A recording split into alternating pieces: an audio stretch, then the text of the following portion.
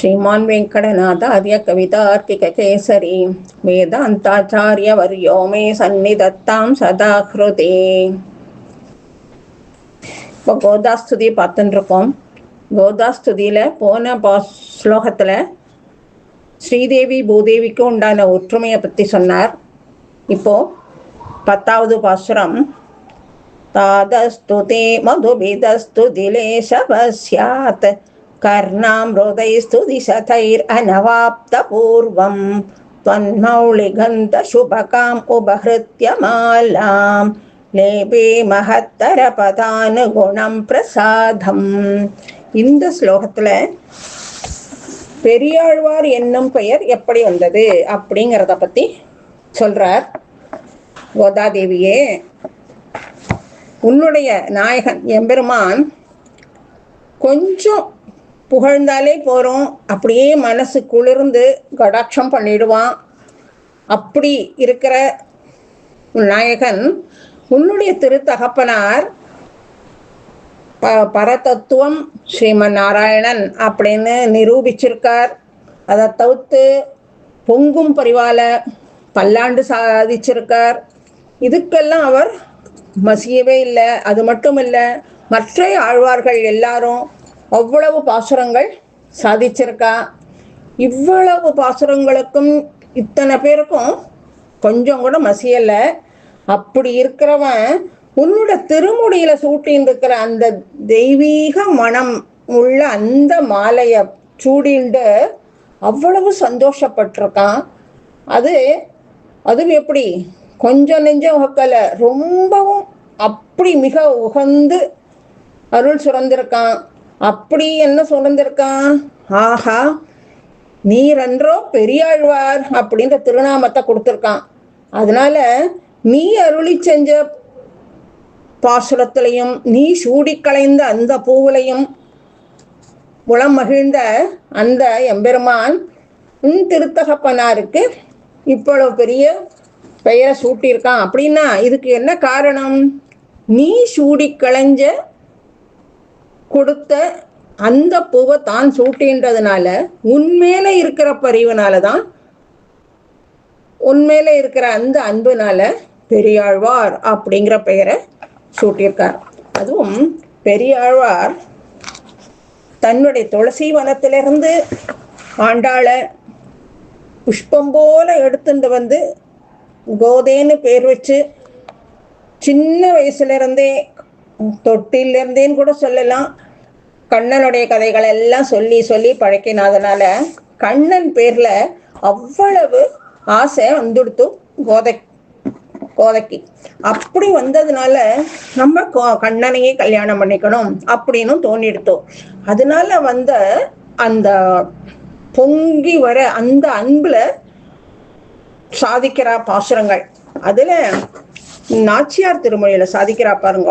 அழிலும் தொழிலும் ஒரு காட்டான் அஞ்சேல் என்னான் அவனொருவன் தழுவி முழுசி புகுந்தென்னை சுற்றி சுழன்று போகானால் தழையின் பொழில்வாய் நிறை பின்னே நெடுமால் ஊதி வருகின்ற குழலின் தொலைவாய் நீர் கொண்டு குளிர முகத்து தடவீரே அப்படிங்கிறார். அதாவது இப்படி நாம் அன்பு வச்சுருக்கேன், இப்படி நாம் புலம்பின் இருக்கேன், அழுதாலும் தொழுதாலும் தன்னோட வடிவை காட்ட மாட்டேங்கிறான், அஞ்சேல்னு கூட சொல்ல மாட்டேங்கிறான் கையை தூக்கி.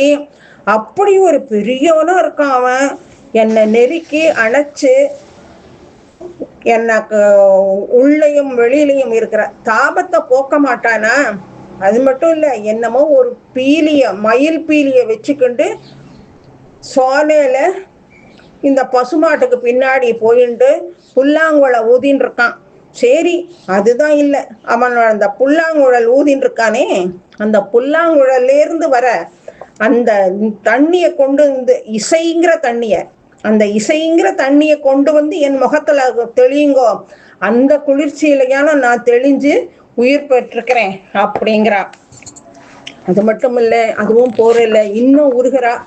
உள்ளே உருகினை வேனை உழலோ இவளோ எண்ணாத கொள்ளை கொள்ளை கொரும்பனை கோவர்தனனை கண்ட கால் கொள்ளும் பயனொன்றில்லாத கொங்கை தன்னை கிழங்கோடும் அள்ளி பறித்திட்டு அவன் மார்பில் எரிந்து என் அழலை தீர்வேனே அப்படிங்கிறா. நான் இப்படி உள்ளுக்குள்ள உருகின்னு இருக்கேன், அது கூட அவனுக்கு தெரியல. இருக்கேனா செத்தேனான்னு கூட பார்க்க மாட்டேங்கிறான். இப்படி என்னை இப்படி முழுசா கொள்ள கொண்டுட்டான். நான் அவனையே நினைச்சுட்டு உருகின்னு இருக்கேன். இந்த பெண்கள் பின்னால பொய் சொல்லிட்டு போயின்னு இருக்கான் பாருங்க, அவனை மட்டும் நான் பார்த்துட்டேன்னு வச்சுக்கோங்களேன். அவனை நான் பார்த்தேன் அப்படின்னா அவனை அப்படியே அணைச்சுண்டு அவனை நுகர்ந்துண்டு என்கிட்ட இருக்கிற அந்த முளைகள் எல்லாத்தையும் வேரோட பிடுங்கி அந்த கண்ணன் மார்பில எரிஞ்சிட்டோ அப்பாடி அப்படின்னு என்னோட துயரையே நான் தீர்த்துருவேன் அப்படிங்கிறா. இப்படியெல்லாம் மனசுல நினைச்சுக்கிண்டு கண்ணனை நினைச்சுக்கிண்டு புலம்பின்னு இருக்கா. எவனிக்கான அவன் முகத்தை காட்ட மாட்டானா அப்படின்னு நினைக்கிறா. நினைச்சுட்டே இருக்கிற பொழுது அவளுக்கு தங்களுடைய அப்பா இந்த மாதிரி தினம் பெருமாளுக்கு பூ கட்டி பெருமாளுக்கு திருத்துழாயெல்லாம் சாத்தின்னு இருக்காரு.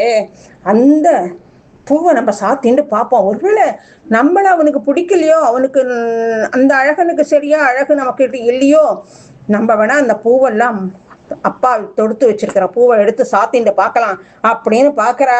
அப்படி பார்க்கிற பொழுதும் பெரியாழ்வார் அந்த பார்த்துடுறார். திடீர்னு பார்த்துடுறார். பார்த்த உடனே ஐயோ, இது எம்பெருமானுக்கு வச்ச மாலையாச்சே, இதை போய் நீ முதல்ல சாத்திப்பியா? நம் தொடுத்த துழாய்மலர் சூடி களைவது தானே நம்மளோட சம்பிரதாயம். இப்படி நீ பண்ணிட்ட, இனிமே இந்த மாலையை நான் பெருமாளுக்கு சாத்த முடியாது, இன்னைக்கு அவனுக்கு மாலை இல்லை அப்படின்னு மனசுல ரொம்ப வருத்தப்படுறார், புலம்புறார், கண்ணீர் வடிக்கிறார். அப்படி வருத்தத்துல இருக்கிறவர் இவர் மயர்வர மதினாலம் அருளை பெற்றவர் தானே. ஆண்டாளோட மகிமை இவருக்கு தெரியாதோ? தெரியல. ஆண்டாள் பூமி பிராட்டியோட அவதாரம்னு இவருக்கு புரிஞ்சிக்க முடியல. என்ன, இந்த பிரகிருதியில இருக்கிறதுனால அந்த மாயை அவரை மறைக்கிறது. அப்படி இருக்கிறது அப்படி நினைச்சுட்டே இருக்கிற பொழுது இந்த கோவில இருந்து அர்ச்சகாள் எதிர்பார்க்கிறா. கரெக்டா டயத்துக்கு வந்துடுவாரே மாலையை கொண்டு சாத்துறதுக்கு. இன்னும் வரக்கானுமே இவர் அப்படின்னு அர்ச்சகரை காட்டிலும் பெருமாள் அதை விட ஏன் இன்னும் வரக்கானுமே அப்படின்னு மனசுல நினைச்சுக்கிட்டு அசரீரியா சொல்றார்.